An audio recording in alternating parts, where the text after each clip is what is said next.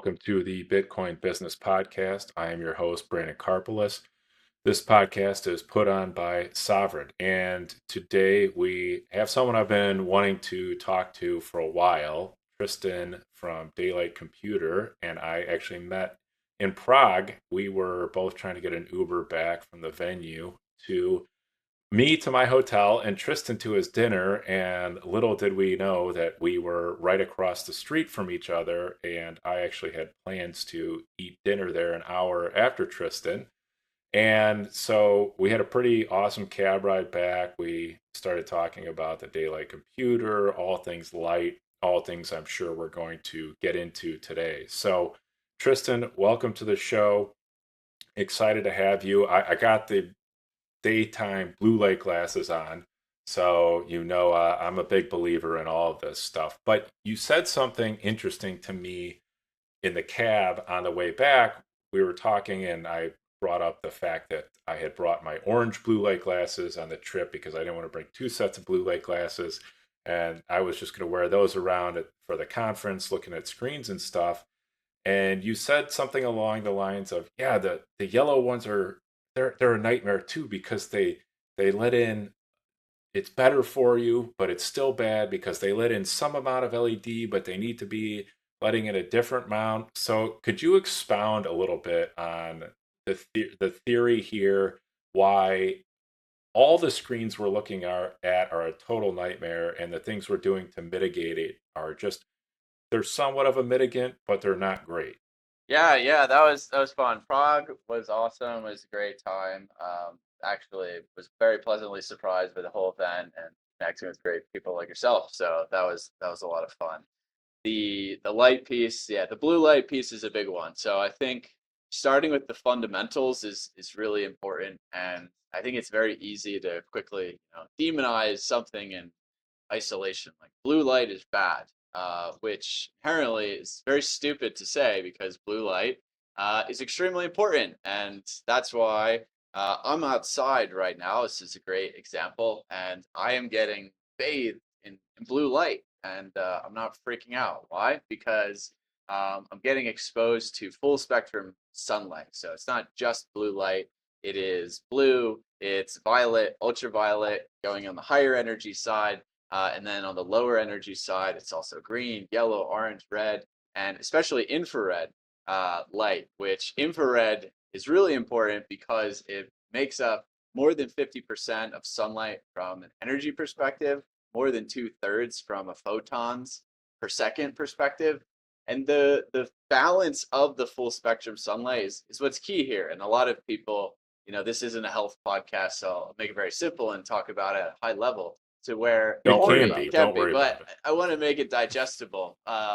Red light therapy has become very popular. Why? Because red and infrared wavelengths have been shown to improve mitochondrial function and energy, and it's good for stimulating collagen and recovery and all these things. And that's for a few reasons, but we can assume that the red, the infrared, especially these lower energy wavelengths, are more beneficial in terms of how they're affecting our biology. And not saying that the higher energy wavelengths are bad for us, but they balance each other out. Again, you have a higher energy and you have a lower energy, and they all have their specific purpose. But that's why I'm not wearing blue blockers when I'm outside. And ideally, you wouldn't wear them during the day either. But we're in this kind of conundrum of a situation. So, getting back to blue light, the reason why blue light is very important for our biology, for our health, is because it is the master site giver or time giver. So it sets our internal clocks more than any other input signal to our biology. You know anything about timing is very important for any system that exists, whether it's a factory line, whether it's sports that you're playing in the team, like whether it's any task or any project you're executing on, timing is of utmost importance. And if you don't have the right timing, you don't have synchronicity in execution, function, or tasks, you're going to have chaos, or you're not going to complete the end task to the highest level of efficiency. Our bodies are the same exact way, but their magnitudes, levels of complexity higher. trillions of cellular functions, biochemical reactions, electromagnetic interactions a second. And this is why timing is so important. And when we have desynchronized timing and clocks that are setting those timing, and thus, going back up to what's setting those clocks, the input signals, which is predominantly light and then predominantly blue light, that is setting our circadian rhythm, which is circadian means 24-hour rhythm, around 1 day rhythm. That is where everything falls off from why blue light has become demonized and it's bad for us. And it's really only bad in the wrong context. So in nature, you get blue light all day when the sun is up. It's balanced by the rest of the solar spectrum, especially the lower energy wavelengths like infrared. So it's modulating the oxidative response in the cellular level, but it's giving you that stimulation. Like blue light is great. When the sun is up ancestrally, that's when we went and did things. There's a dopaminergic component to sunlight, and that's mostly coming from blue light, that it's stimulating, hey, the sun is out, here's some stimulation, go and do things.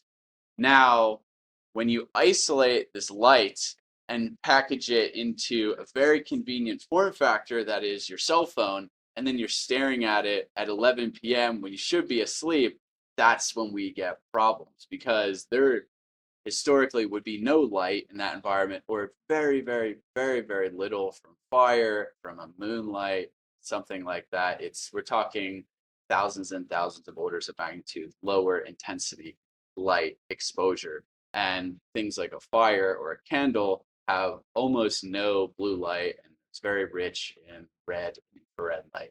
So that's where the conundrum is, because when we go during the day into an indoor environment, we are blasted with highly isolated, imbalanced light that's very heavy in the blue spectrum, from fluorescence, from LEDs, not to mention they're also flickering on and off at a rate we can't visually perceive, but our brain can feel. And then you're getting the stressors. And the conundrum is, well, do you wear blue light blockers during the day if you're in an indoor environment or you're staring at a screen all day? Because you technically want that blue light because it's stimulating and providing wakefulness, and it's the daytime and you should have it. And when you're indoors, you're already getting less total light energy and luminance, because if anyone has gone from an indoor room to the outdoors, you always realize how much brighter the outdoors is. And you Yeah, sneeze. because your body literally can't handle that much uh, photon density is all it is, and that at the end of the day is energy that we should be consuming. But when we're indoors all day, our baseline is far lower. So that's the conundrum, and that is something that personally during the day, I mean, I have the luxury of mostly working remote. So even when I am quote unquote working all day staring at a screen, I do it as I'm doing now outside. So the light from the screen that's being emitted right now from my MacBook, it doesn't even really matter, because I'm outside getting so much more light from the ambient environment. And then at night, And and then at that's nighttime is when I do shift the screen to being mostly red or wear the blue blockers, because that when the sun goes down, that's when it really matters. And that's when we're most sensitive to circadian disruption from technology and indoor lighting. and so when you're outside, does it's just the exposure to the actual light waves. It's not that you need to actually be looking at the sun. Is that correct? Yeah, I mean, there's so much ambient light. You do not need to stare at the sun to get the beneficial effects of light. Yeah, that's correct. So along those lines, what about sitting inside near a window? I know I think I heard you lose something like 75% of the wavelength when it comes through the window, but I'm not exactly sure. But does that help a little bit? Is it completely irrelevant? Should you try to make sure you're looking outside? What's the best way to handle windows? Open them. That's the best way. Unfortunately, And Bitcoiners will enjoy this narrative because they've probably debunked it many times. Like Fossil Future, Gladstein, people like that. The energy crisis of the modern world, and anything that has been coined as energy efficient has pretty much been deemed a total scam. And with lighting and glass, it is no different. So the reason why glass is actually a problem is because almost all modern windows are coated with a low E layer, which stands for low emissivity. So what they do is they put a layer of coating on it so that it actually blocks most of the infrared light from entering your house for energy efficiency's sake, which, if you live in Arizona where it's really hot all the time, yeah, that does make sense. And that's, they pay an obscene amount for air conditioning, but maybe people shouldn't live in Arizona in summer. I don't know. But in general, that other places like here in Wyoming, I think you're in Chicago, right? So areas Correct. that for the majority of the year actually getting infrared light in the house could be a good thing. Um, but let's talk about it from the health perspective then. So everything I said earlier about infrared balancing out the high energy wavelengths. So the glass is really filtering out most of the infrared. The UV also doesn't make it through. So you're just getting the visible portion.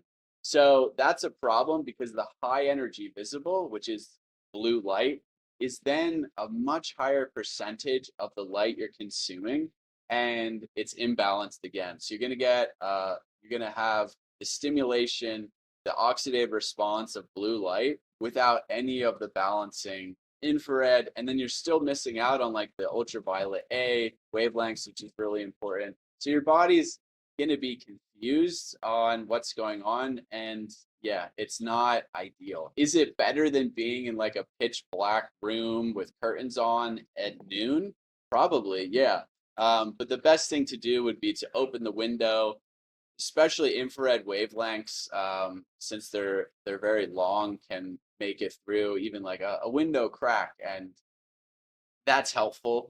Fresh air is also extremely important from like negative ion perspective.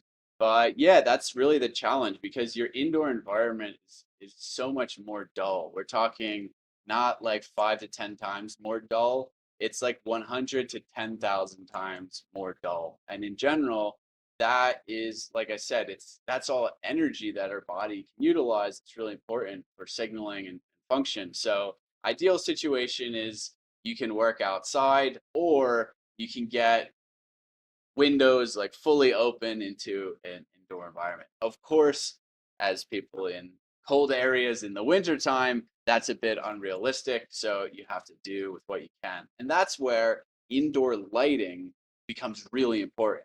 So the glass and energy efficiency, that's the first scam. The second scam is light bulbs. So for the majority of the 20th century, we used incandescent light bulbs. And incandescent light bulbs are basically a fire in a glass bottle. So what they are tungsten filaments, and tungsten is an incredible element, and it gets up to like 3,000 degrees. It's literally on fire from the electricity that's powering it, and that's emitting light. And if you take a spectrometer and look at the light output that's being emitted, it's pretty much exactly the same as an actual fire, like a campfire. So that's I also think it's like 90% of Fort Knox, but that's a different there we story. go. So Yeah. Yeah. it's very rich in infrared light, and that is what the indoor living is removing with glass, especially modern days. So although we although we moved indoors in the 20th century and, throughout human history, when we had incandescent lights, we were still getting a very high amount of infrared light, which is, as I said, extremely important for our biology. And can go down many reasons for that. But now we switched kind of 80s, 90s, and completely phased out, as of recent, literally illegal, banned, not allowed by the Department of Energy because of energy efficiency standards. Incandescent bulbs are a novelty. You have to buy them on Amazon as a piece of decor, and then if you're in California, wonder how you're going to power an incandescent bulb while you're paying 30 cents a kilowatt hour, which is, unfortunate. But in reality, you only need those lights when, the natural light or your specific work area. But that's You cannot find them anywhere it's though. hard to find them. You can't Uh, in Europe. Good luck. I mean, I've posted about it on Twitter. I would love if we had time of daylight to make incandescent bulbs again. And I'm curious to see if RFK or Trump do anything with the DOE ban. But yeah, they banned it because in their mind, energy efficiency is the most important thing. And we're consuming so much energy with lighting. Switching from incandescents to LEDs is going to save so much energy. And it has saved energy in the terms of, yeah, if you compare one light bulb to another. But what are you missing in terms of biological energy? And then because we just use so much lighting, we have saved nothing. If anything, we consume far more energy for lighting in spite of switching to more efficient bulbs. So if we just use less lights, especially at nighttime, and they were incandescent or warmer LEDs with an incandescent hybrid, so you got the both best of both worlds. And there is LED technology that's getting a lot better. So it's not that LEDs are shitcoins all of the time. It's like 99% of the time. There's some are far better than others, but there's some cool LED technology that exists that I've been looking into as well for R&D for daylight. So that's where I think Bitcoiners can totally relate from the energy efficiency perspective. And yeah, it's really light at the end of the day is quite simple. You want to mirror the sun when the sun is up. What sort of wavelengths are coming from the sunlight? And it's a full spectrum solution, doesn't flicker, has a lot of infrared. And that's not saying you need to be standing in the direct sunlight all day long. Like I'm in the shade right now and it's perfect. So copying the environment of light that exists in nature. And the other one is when the sun goes down, we have fire, we have candles. That's what has existed. And incandescent bulbs are basically that in a modern package. So that's the recommendation. well, and I mean, we don't have to go down the conspiracy rabbit hole here, but there is all sorts of games that have been played with light frequency and different wavelengths and all sorts of stuff throughout history and military intelligence and all of that. So whether the intentions are nefarious or devious or trying to do something else, at the end of the day, there is a cost on our health, and that, it, as you said, that's greater than excuse me, any sort of energy saving we're going to get or anything like that. So you brought up the flicker. But why do we have to have this flicker? I ask myself that all the time because it's funny, as an electrical engineer, I knew about these modulation controls that existed, and then only years later I learned um, how insanely dumb they are. So, for people that don't know what we're talking about, LEDs, in order to control the brightness of LEDs, so you'd imagine when use a fire, for example, if you wanted your fire to be more bright, you would add more fuel to it. You would add more wood and then it would burn brighter. So you'd imagine any source of light, incandescent, whatever, LED, you would drive more current, more electricity through that diode, through the LED in order to increase the brightness. And if you wanted to decrease the brightness, you would remove the fuel or the electricity. That is how it used to work. And that's called DC dimming. That's called constant current reduction, brightness control. But that's not what they do, because of the inherent uh, inconsistent characteristics of diodes, which are semiconductors, and the autistic need of tech companies and lighting to have the utmost color consistency and for engineers to have the utmost level of efficiency and power consumption. They use something called pulse width modulation, or PWM, LED drivers. So what's actually driving the LED is a pulsed signal. And what that means is at some brightness level, there's amount of time that the LED is on, and then there's an amount of time the LED is off. It's not just on.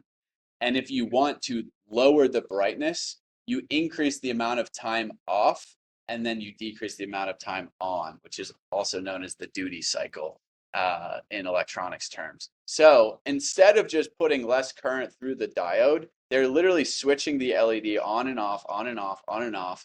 And that amount of time on and off over your brain's visual perception is the brightness that you're seeing. So it's not even changing the peak output, it's just changing the amount of time on and off.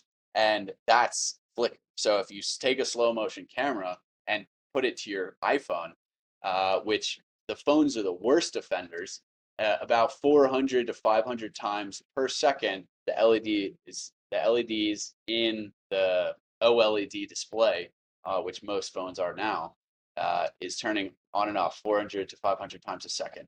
You can't see it, but for people like me, I've had a lot of concussions. I can literally not look at an iPhone anymore without getting a headache within 5 minutes. And I deliberately switched to an iPhone 11 because they don't use the PWM brightness control on the iPhone 11. Unfortunately, that's the most recent iPhone that they before they switched. So MacBooks are less problematic because they use a much higher frequency. So my MacBook is switching on and off like 15 to 20,000 times a second. So at a certain threshold, it becomes fast enough to where your eyes can't perceive it, and then your brain also can't perceive it. However, I think that threshold is around like 5 to 10,000 times a second. So even though there's companies that advertise like low flicker or flicker free, they're kind of like it's not really true because it technically is, and it might be more problematic for someone that's very sensitive. So the worst offenders are phones because they're switching on and off at a frequency that's lower, like hundreds of times a second, but is still we can't see it, but it's low enough that it's affecting our brains. And to It's me, it's it's just it's literally the dumbest thing because if you yeah, just okay, wanted yeah, the okay. wellness of like your end user and to be less stressed out, this is like a no-brainer change. And it's one chip and one circuit to change. And that's what we did in the daylight. But yeah, all LEDs are pretty much controlled via PWM. And this is not the only source of flicker. There's flicker for fluorescence. There's pixel flickering that also exists with new display technology. But this is like the most pervasive, the most ubiquitous cause of flicker. And it does make you wonder, to your point, this is such an easy switch. This isn't a big cost increase. Why can't you just make the product that is better for the end consumer, which is what you guys are trying to do. You've recognized this problem. And so talk a little bit about how you got to so you're obviously a wealth of knowledge on all of this stuff. So I'm guessing you researched all of this? What inspired you to start researching all of this? And was it the sort of end of this research where you got to a point where you're just like, okay, I have to do something about this. I have to come up with a solution. So maybe just take us from the beginning to where you're at now with the daylight computer and what problem that is solving that you discovered. Yeah, I think early on for me, and um, I went down this health rabbit hole because I had too many concussions and really was optimizing my lifestyle habits. And I think it was something that blue light, EMFs, getting outside, circadian rhythms, like very much in tune with that. And I kind of was educating a lot about that. And then I was building social media brand, talking about these things, Twitter and podcasting, etc. And then I was spending more time on my phone, on my devices, and my screens. Simultaneously, the algorithms were also getting like really good, and everything was just like it feels like from COVID onwards, just took a step function increase in how good everything got at capturing our attention. The displays just being so dopaminergic, all of the content so short form, the algorithms even in the past year, I think it's just like insane how good it is. So I was realizing, I'm living in Wyoming. I have an insanely dialed in lifestyle, but actually was starting to plateau and how much better I was feeling every year because I was spending more and more time on devices. And then yeah, I had a podcast and I had Dr. Jack Cruz on my podcast, and he connected me with Unjin. So Unjin is our OG founder of Daylight, and he had been basically working on this for years, for his whole like adult life.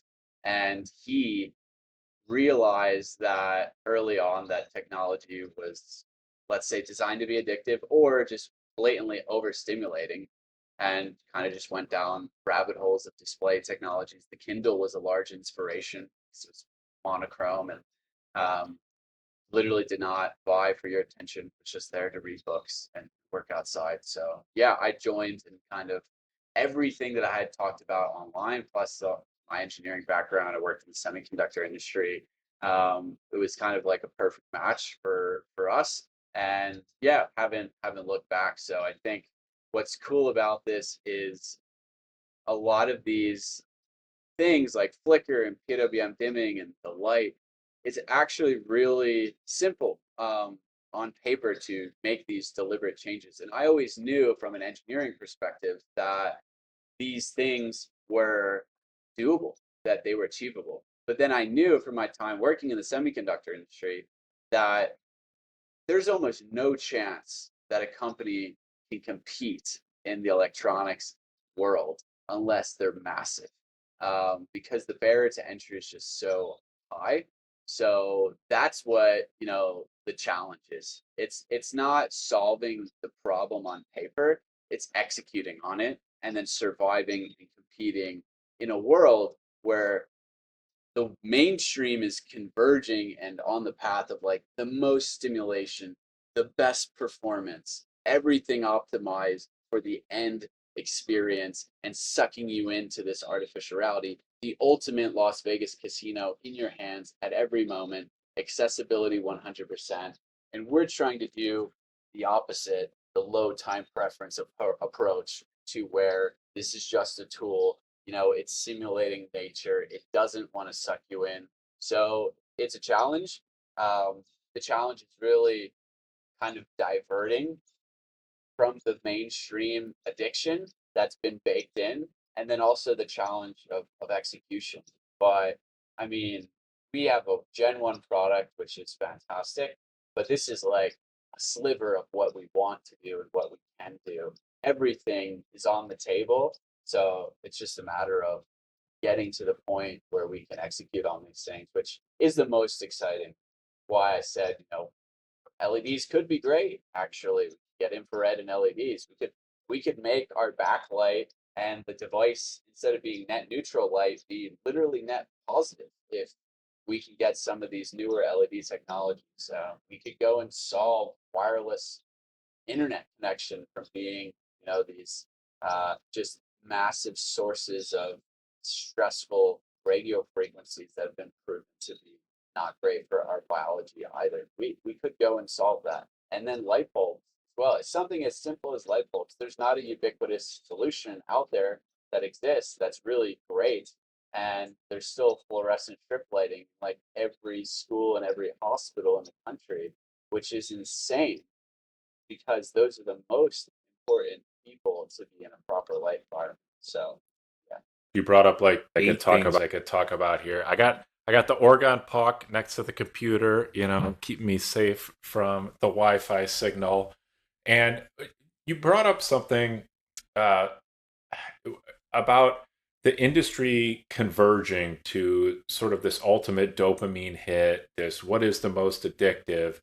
And I've always thought of this a lot like the food industry, that it's, hey, what can we put in a bag that stimulates your eyes, that stimulates your brain, that makes you want more of this? You're never going to feel full. How do we get you keep coming back to this? And I have a sort of a two-part question here on that. I know you guys have a crazy backstory about how you got funding from this, and it was basically a total, hitting 35 on the roulette table with some company out of Japan that probably otherwise you guys would have never even been able to get this company off the ground that is clearly solving a problem that is something people need. My wife, her Kindle is on its last legs, and she's going to order one of these daylight computers as well here, and because she recognizes the problem here, the problem you guys are solving, and what with the food and everything, there's a lot of there were a lot of fiat incentives and Safe in his book Fiat, the Fiat Standard, and Matthew Lesiak Fiat Food, and some of the health guys out there, Dr. Sean Baker, a guy Vinny Tortorich, who actually was the one who taught me about the ketogenic diet. They've sort of gone down the rabbit hole of, well, we needed to hide inflation. There were monetary incentives that sort of threw us down this pathway of making products more unhealthy. And then obviously, as it was, hey, if this stuff gets more unhealthy, let's make it more addicting. Is there any sort of comparable thing going on in the light display tablet industry, or is that just no? This is just something else, and it's just trying to get the consumer in to spend the most time on our devices as possible. Yeah, and I'm very familiar with that. I actually wrote a book called Bitcoin and Beef in 2021 that's very similar to all that stuff. And Yeah. that's where I was Yes. first spending a lot of my time because obviously food is very tangible. It's like the first thing that people think about health, diet, and exercise. So big fan of, all those guys you just mentioned. Such an important topic. But it's exactly the same conversation. That's why the Bitcoiners should, could, and will understand this is because it does all come back to the incentives. Incentives dictate decisions and outcomes and business models of trillion-dollar companies.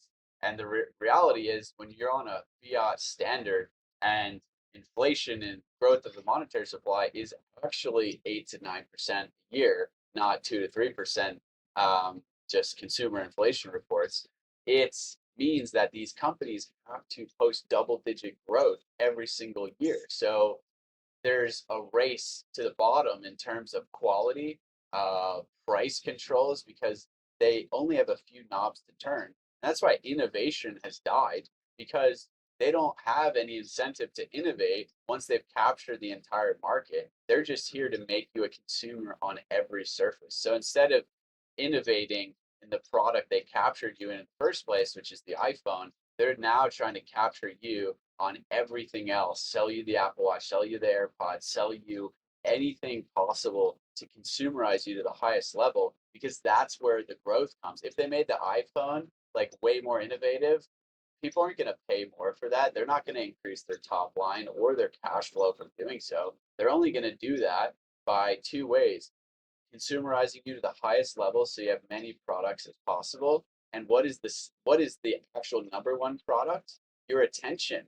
And you should listen to some of Zuckerberg's spiels. And it's like capturing people's attention is the most important thing to do as a tech company. And AGI, ASI is just going to drive this to the highest level. The algorithms are getting so good.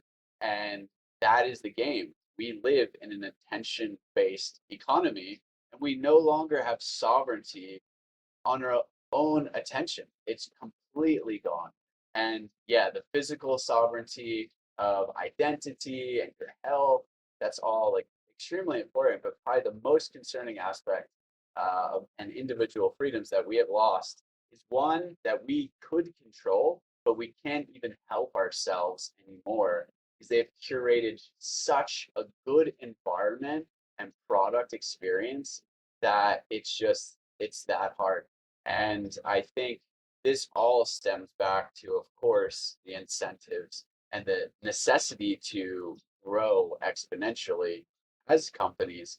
And we've resulted in that. And you could say, is this, nefarious or what have you? And maybe there is some deliberate intention of specific people and specific companies. But in reality, it doesn't even matter because that's just where we've ended up from being a part of the fiat based economy. And that's why, although we have brilliant technology and AI is insanely useful if you use it for what it could be useful for instead of outsourcing your entire critical thinking to it. You could write a book and do deep research on the most insane topics in a matter of days now instead of months or years that it would take in the past. But if you're asking it, directions, therapy, and all these other things, you're stripping away what it means to really be a human because all of your cognition is being outsourced to these devices and these software systems. So I think the backstories are cool. The history is fun, but the guy who invented the blue LED in Japan, it's like a wonderful story of this guy spent his entire life because once you unlock blue, you can make a white LED and they could replace lighting, make things a lot better. So it unlocked this whole spiel of adoption for LEDs. And it was like a multi-decade research development race. And no one thought it could be done. And this guy figured it out. He had no idea of like what was going to happen. The people who invented the first computers, they thought, you could go look up the quote, they thought there would be like one computer a company, or then it accelerated to okay, like the smartest people, the engineers of the world will have computers and they'll just figure everything else out for everyone. It's not. They thought we were going to give iPads to 2-year-olds on an airplane because they can't spend 5 seconds without being stimulated. And the parents are so succumbed into this narrative now that they don't have their own agency over parenting that they have to use a digital babysitter. Now the cognitive development of your entire child is in the frame of an artificial reality of $1 trillion tech company that's incentivized to just get your child to stare at it for as long as possible. Now that's where we ended up. That's that's tragic. That is really tragic. But that's what happens when the incentives are completely misaligned.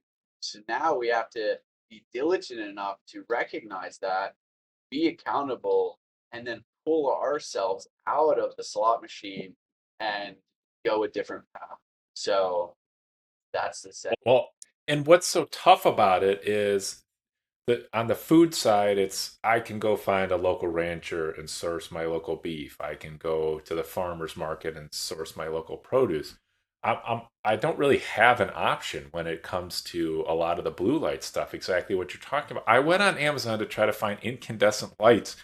I mean, I might as well have been searching for a homemade bomb like on Amazon. It just it was like I didn't even ask the question. It just laughed at me. Like, oh yeah, yeah, you're gonna find that on here. It was nowhere. And search the internet. I haven't done AI yet, so maybe I need to go that route and plug it into ChatGPT or Grok or something, or all the different options on pay-per-queue. But it's basically impossible. I don't know of any other product out there like you guys are making that I'm aware of, and so it's one of these things where it's almost like the chemtrails or the cameras on the roadside and all this stuff. There's like certain things you can opt out of, and then other things you're just held prisoner to. And so I really appreciate people like you stepping up and trying to do it. It is the hard way, it is the difficult way, but it's what people need, it's what society needs, and it's going to be better for everyone. And that's how most of the great inventions and innovators get their products out is they solve a problem for themselves. And for you, it's the constant headaches from concussions. We won't get into how you got those concussions or what the root of those were. Soccer Um, mostly. but yeah, soccer stealthily, lots of concussions. It doesn't really get talked about. Football gets all the blame, but soccer sneaks under the radar with a lot of concussions. But along those lines, you guys have founded a company and you accept Bitcoin payments. You have Bitcoin on your balance sheet. So, talk a little bit about how Bitcoin has benefited your company from customer base, from extending the runway of capital, and all the other good stuff that comes along with having Bitcoin integrated into your business. Yeah, I mean, yeah, I've been a Bitcoiner for a few cycles now, and to me, really the fun challenge I had back in 2020, 2021, when I really dove deep into Bitcoin and health stuff was I was kind of teeter-tottering. I was like, I'm passionate about Bitcoin, passionate about health optimization. Then COVID happened. And I was like, oh, I'm like, these are the same things. Like, I am passionate about these items for the same reason because, you know, the centralized systems of society have robbed us of a quality of life. And now I want to take back control and ownership, sovereignty over my life and the important aspects of that. And I kind of like was struggling back and forth. It's like, I want to do more in Bitcoin. I want to do more in the health space. So daylight is obviously the perfect, I think, intersection of many trends, many important narratives that need to be solved. You also asked if there's other companies doing something like this. There is minimal phones that exist that are pretty much like dumb smartphones or not smartphones at all. There's the Kindles of the world. There's de-Googled phones for the privacy aspect, and there's other band-aid solutions. There's blue light blockers. There's other red LED bulbs. We inherently see all of these items as awesome but incomplete solutions. So what we want to provide is the full solution that addresses all of these things. And we have a long ways to go on privacy and hardening the OS and all of that. But inherently, the low time preference proof of work mindset is the core foundation of me as a person, as a lot of the leadership team, and our company in general, is that we are choosing the harder path. We are not choosing the fiat approach to technology. We're quite literally choosing the proof of work that is based off of what is working in nature and how do we be synergistic with nature, which is the ultimate decentralized system that is based on proof of work. So that's one piece. And then, yeah, I think last year, we made a big push to talk to the Bitcoin community, get on a lot of podcasts. Jimmy, Marty Bent, Safe, like you guys get it, right? Like these guys get it because they've been around, they understand. Like, I don't need to convince you guys to distrust big tech companies. I just need you to connect the dots as to why. And it's just as much, if not more, about the product they're selling you versus the actual privacy of it. That's robbing you of more sovereignty than the actual privacy. And I think, personally, as a sovereignty advocate, and I used to do all the loop around the VPNs and this stuff. And then I kind of like, it is what it is at this point. I'd rather be a public face and push us forward. But the things that is really affecting us on is our health and our ability to dictate where we spend time, attention, and our mental capacities being robbed. So that's what I would say people are not upset enough about. And I think that's the case because, as you mentioned, there's literally nothing you can do.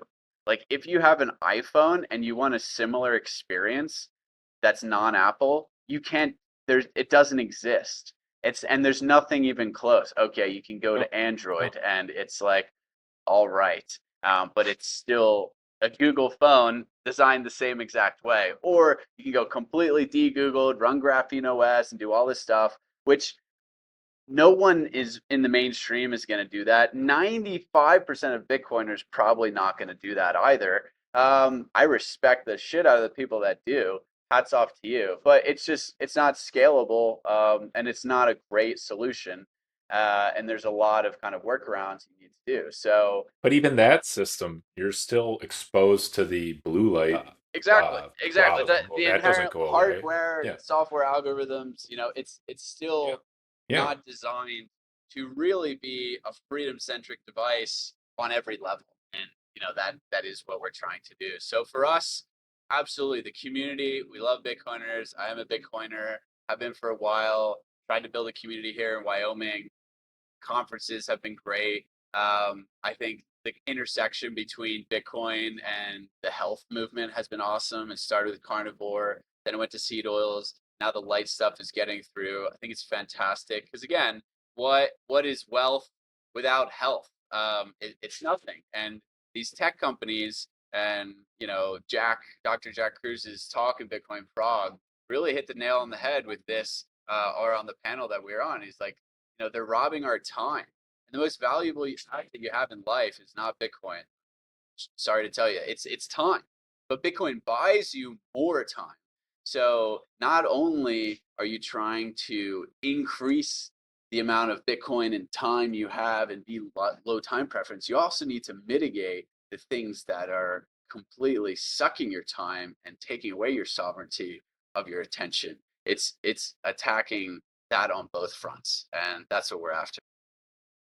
That is a huge message we try to have here at Sovereign with the business owners we're talking to, is that how much of your time is being wasted just trying to figure out how you're going to deal with these price input costs, cost increases, or how much time are you going to have to figure out how to grow and to market and a new revenue stream. It's like you're almost incapable of running your business because all your time is being sucked away by the the requirement to figure out how you're going to keep up with fiat debasement. And we try so hard to just say, you got into this just wanting to be a guy that sold manufacturing parts to another party. And that's what your dad did. And you just wanted to come run the business. You were proud of everything you made. You had some proprietary manufacturing processes or products that you wanted to get to market, and you are finding more and more it's like, okay, maybe that was 80% of my job, now it's 60% of my job, now it's 40%, and it's like I'm not even doing anything with actually innovating, making new products, bringing stuff to market, keeping my customers happy. It's just all about how do I keep my margins in line and how do I keep my bottom line to a point where I actually can sustain this business into the future.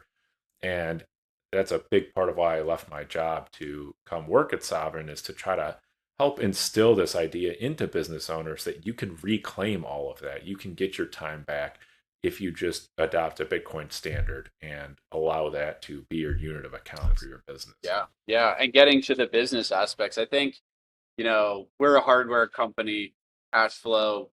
It's there's a reason why I think Naval recently tweeted that consumer hardware is impossible. It's really fucking hard. So from a cash flow perspective, from just adoption, from everything. So we do have Bitcoin on our balance sheet. It's not much as we would want, but I think Bitcoin Never is. really, Never is. yeah, everyone. But in reality, we're still early days. So I think what Bitcoin really provides us is confidence and the mindset in terms of, hey, when we, do grow, we are low time preference. We're thinking about these decisions on like multi-year, even multi-decade, potentially time horizons. And we're trying to shift the startup mentality, which is almost always extremely high time preference or exclusively because you're in survival mode. And that's still the predominant mindset for us as we grow and scale, but it gives us a level of confidence, not just from a financial perspective, but we have the backing of this community. And especially for me, like I know the outcome is inevitable. And I know that as Bitcoin grows, I know the community grows, and I know that's our people. That's people that are going to support us, that are going to get the message. And the number of Bitcoiners that understand the importance of health, tech minimalism, or intentionality in tech is only going to increase. So for us, it really gives us confidence. And for me, a lot of my mindset approach is developed from these narratives around proof of work and low time preference. So it's really important. And yeah, going forward, that will just kind of increase. And eventually you reach the escape velocity needed, and there's no turning back. So that's what's I think most fun. But yeah, it's really exciting, and the community is also critical and provides great feedback, and I love it. And that just gives us again more confidence. Is we're just getting started, so keep it coming. I love the feedback too. I actually had a podcast this morning and I brought it up on there that this is the first day I've been using a microphone and actual headphones because we got a ton of feedback from people. They're like, your sound sucks. It's hard to hear you, blah, blah, blah. And so I said, all right, well, we should probably do something about this. And then the guy that edits our clips and puts it all together was like, hey, man, you got to get a microphone. Sent me some links to one, got one, and hopefully this sounds much better. But this is it testing the community. It's the same thing with our product, what we're going out to market with. We had a very different vision of what we thought this company was going to look like back in November. We had to make a big pivot in May, and now we're finally finding our market fit where customers are coming in the door, we're dealing with people, and it's just constantly listening to that feedback and knowing that, okay, we have some time to do this. How if we bring some Bitcoin in, if we put some Bitcoin on our balance sheet, that extends our runway. And back to your fire analogy, it's like everyone wants to light a log with a match. And it's like, no, you got to start putting down smaller sticks, some kindling, and then a little bigger pieces on top of that. And then you can put the logs on at the end. And it's like, that's the same thing. Everyone wants to skip right to the end. And it's like, no, this stuff takes time. This stuff, I mean, you hear so many of these founders of businesses, they were like sleeping on people's couches. They were, living out of their car, doing all of this sort of crazy stuff because they were like, I want to see this succeed in the long run. And to your point, this culture that's like the next dopamine hit, get us our next rush, this instant gratification. Everyone wants everything to happen right away. And the sad thing is, with fiat, you actually kind of do have to operate in that environment. And it's only when you're able to add Bitcoin to your life, to your business, that you can actually step back from that and escape that terrible mentality. Yeah, yeah, totally. I mean, it gives you this safety blanket that, it doesn't even need to be large for it to really have a positive effect on your nervous system and your just like your cognitive framing to everything. So, and I feel like that's what's missing from a lot of people, and it's really not their own fault. And a lot of things you said, yeah, the best part about being a startup is and high time preference actually is you can get an insane amount of feedback loops going and iterate very, very quickly. So it's like there is a large benefit to acting in that form, but you have to take advantage of it.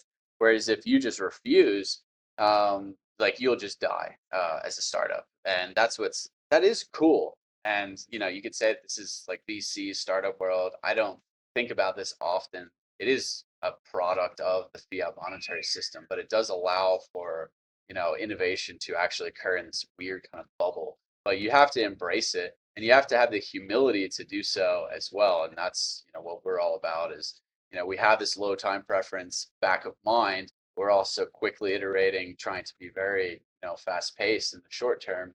And yeah, it's exciting, and we're constantly pivoting as well based on feedback and you know just recently. And this was always top of mind, as I mentioned a couple times, but we're focusing a lot of our marketing effort and education around kids and the next generation, because the more I've spoken with parents, the more and I know you have a young one, the more I've spoken with teachers, educators, superintendents, conferences, it's very obvious that the biggest problem with technology is that it's in the hands of children at younger and younger ages for longer and longer durations. And their entire waking life is looking at a screen, from school to travel to everything, unless they're literally playing a sport in real time.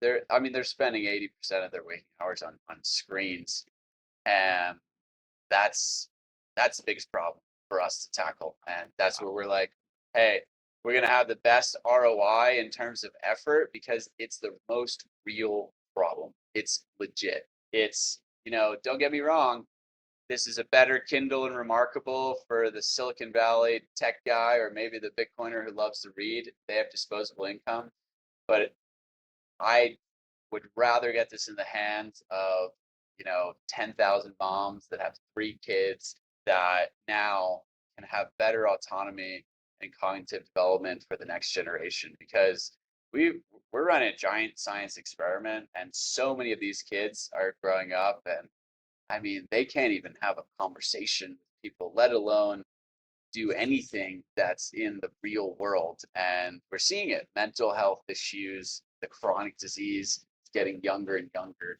And that's what happens. So that's an example of, a quick feedback loop.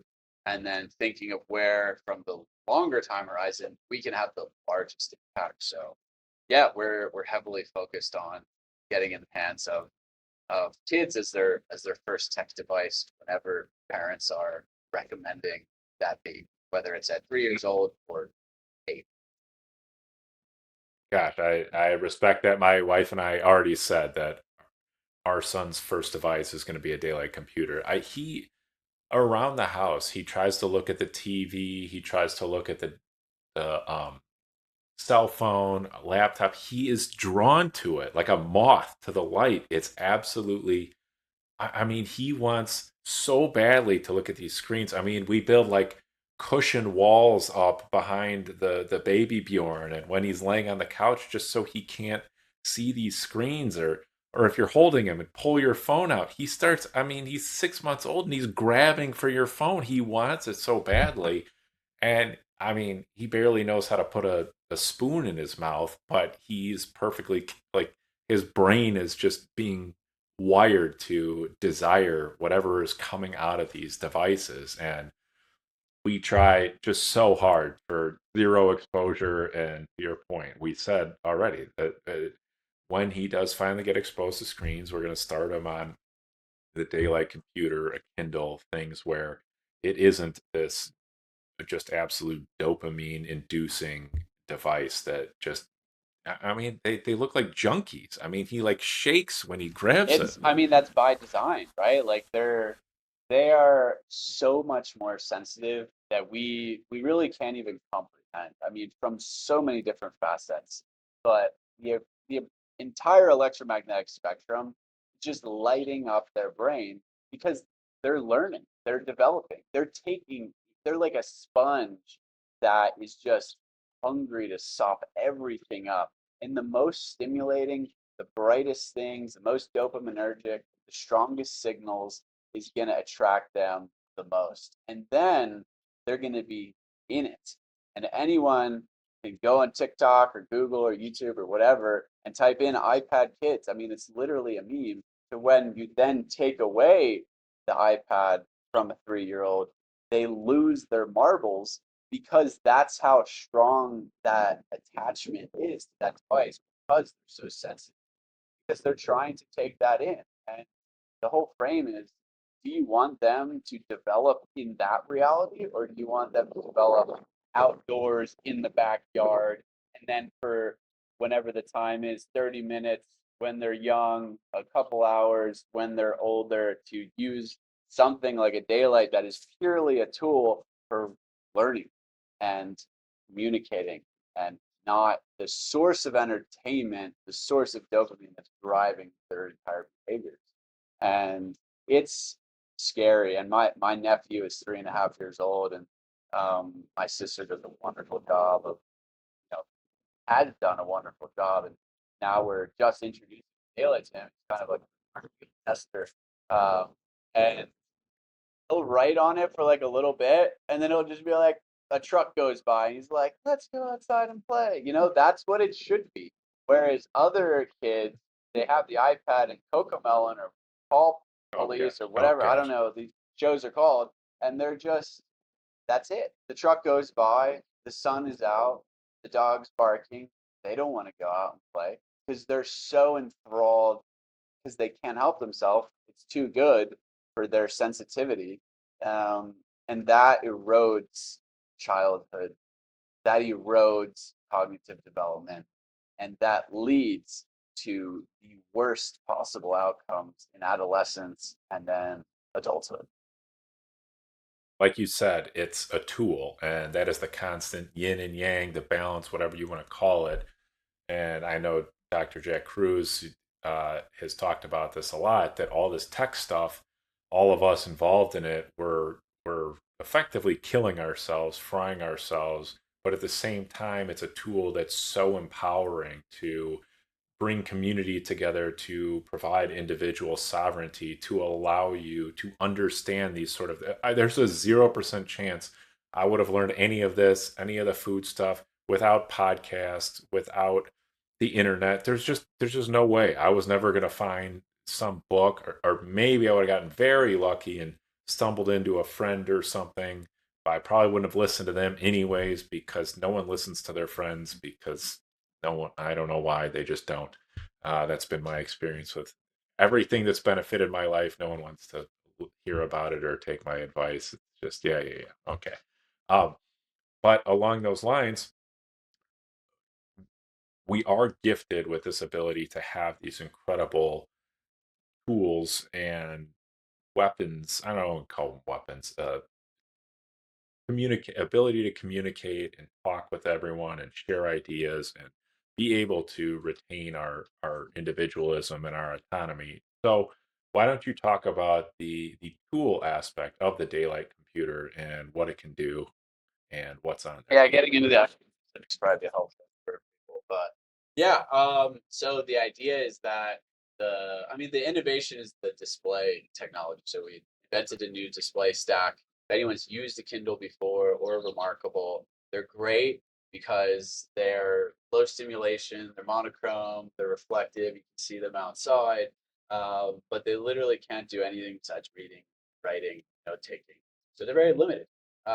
And what we wanted to create was that experience, the e-paper type experience, that can do it all, that can do as much that a normal tablet, a normal computer can do. So it's fantastic for writing because it has the paper-like feel, the monochrome experience. It's amazing for reading, and that's core. But then you can use it outside, pop up in your email. You can go on Twitter. You can go on Primal. You can search things on the internet.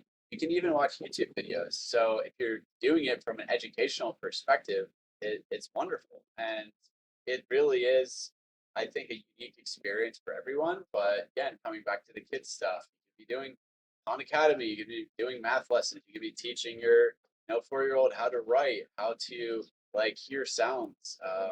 And even use it for AI. Like if you're going to use it, have a conversation with it under a tree as opposed to like inside over your desk.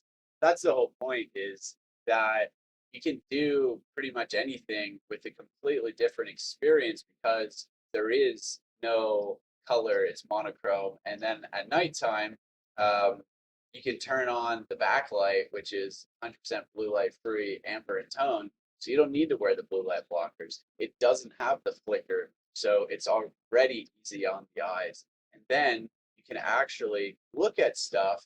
I know everyone likes to look at things before they go to bed. So do I. The whole like, don't use technology an hour and a half before bed. I wish I did that. I don't do that anymore because I literally just have too much work to do, and that's how life goes in 2025. So if you're gonna look at something, whether it be the news, whether it be Twitter, whether it be your email, whether it be a book or just journaling, why not do it on a device? If you're gonna do it on your computer or phone, that's far less stimulating. It's gonna respect your biology so that you can actually sleep well and restore and repair. Sleep is so important from the day's damage. And the converse to that is during the day. Like the reason why we don't sleep well is not just because of our nighttime light environment, it's because we don't get enough light during the day. It is both the combination of brighter days and darker nights that leads to lower cause mortality across the board. And they've done these massive studies showcasing this, one from like the UK Biobank. And yeah, it's like 5-10 years difference if you get from the highest brightness during the day exposure and the lowest light exposure during the night, to the worst offenders in both categories. And they're both extremely important. So it's like, how do we get back to that? And using the daylight outside is wonderful. You can actually see the display, works better in the sunlight and bright ambient light conditions. The battery life much longer and doesn't overheat as easy compared to my MacBook that even right now in the shade it's pushing its limits. And yeah, that's really where it's at. It's I think we're still in a stage of exploration of where this fits in the most, but it's a tablet, so it's versatile, which is cool because it can be a mini laptop. Hook up a keyboard, safety, and for example, loves writing on it. If I was writing a book and had more time to write Substack articles and things, I would do that for sure. I love being like, hey, I'm going to do emails for an hour, go outside, set the keyboard, crank out emails on daylight. It's fantastic. And So, but do you guys have a daylight specific we keyboard we that? definitely are guilty of not having enough accessories in the past year. So we are developing a lot keyboard, keyboard cases, etc. Kids case. This is all coming very soon from like first party. There are some Amazon compatible cases out there that we recommend. There are any Bluetooth, any wired keyboard, USB-C if you disrespect EMFs and don't want to use Bluetooth, then that's all compatible. You can get any like basic stand and set it up. So it's USB-C and the software is the other component. So I think the one piece I didn't touch on really is we are attacking this from all angles, and the software is a big one. And we do have our own software team. We're developing our own custom version You stole my last question. of Android. Yeah, because it's not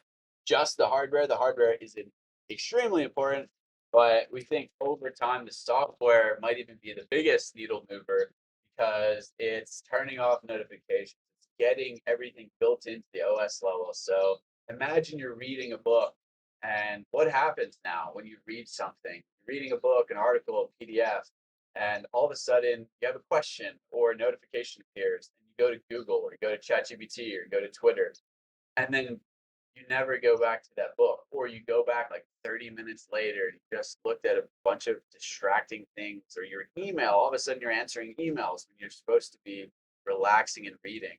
So the luxury we have is by owning the whole computing stack, we can integrate things like a basic AI assistant so that while you're reading the book in our first party app, you can ask it a question. You'll never have to leave that surface.